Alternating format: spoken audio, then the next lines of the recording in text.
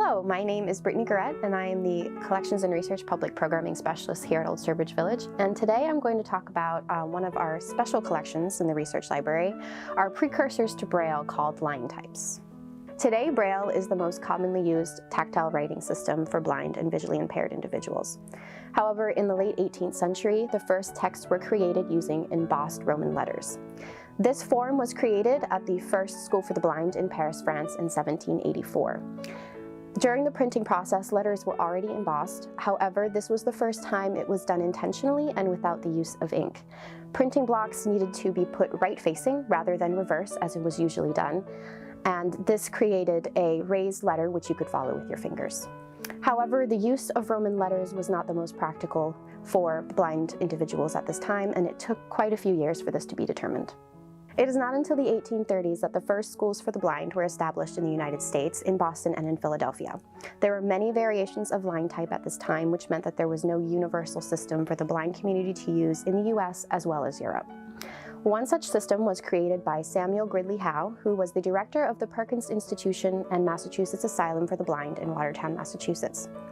He was a sighted individual who based his system off of line types used in European schools. His system, called the Boston line, used triangular alphabets, since many believed that angled letters were a lot easier to follow than curved.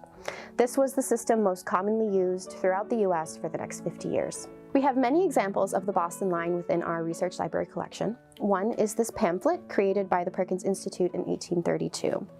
If you look closely, you can see the angular letters as well as the use of both uppercase and lowercase letters throughout. This pamphlet details the founding of the institution as well as the many grants and donations acquired for it.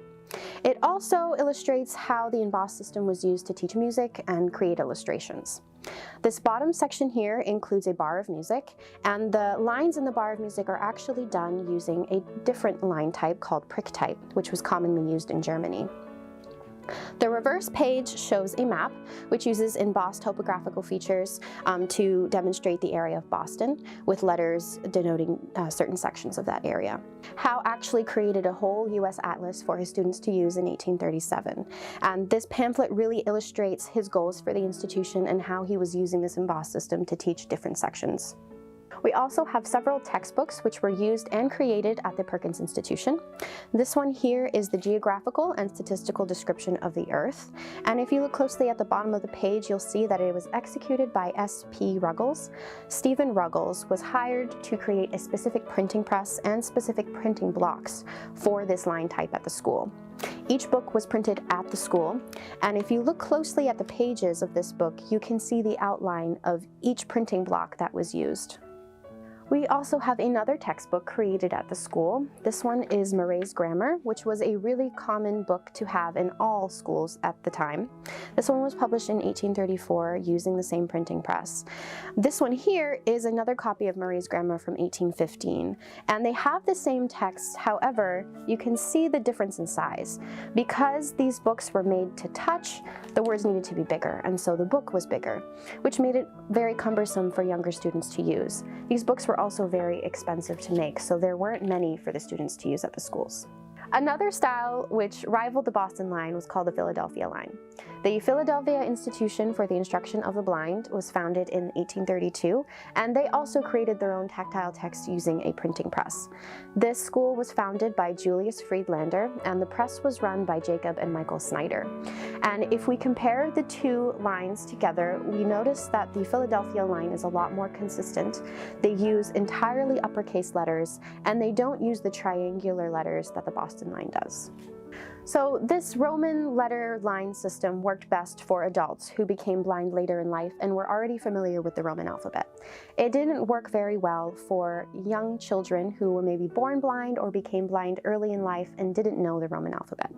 The major problem with these line types is that they were created by sighted individuals for the blind community. Since blindness tends to isolate many, sighted individuals wished to integrate the blind community with the sighted world, and they thought that using Roman letters was the best way to do that. Another reason was that many of the educators were sighted, and it was easier for them to use the Roman alphabet that they already knew rather than learn a whole new system. While these sighted individuals intended to ensure inclusion, their line type did not offer a practical writing system, nor was it easy to follow by touch.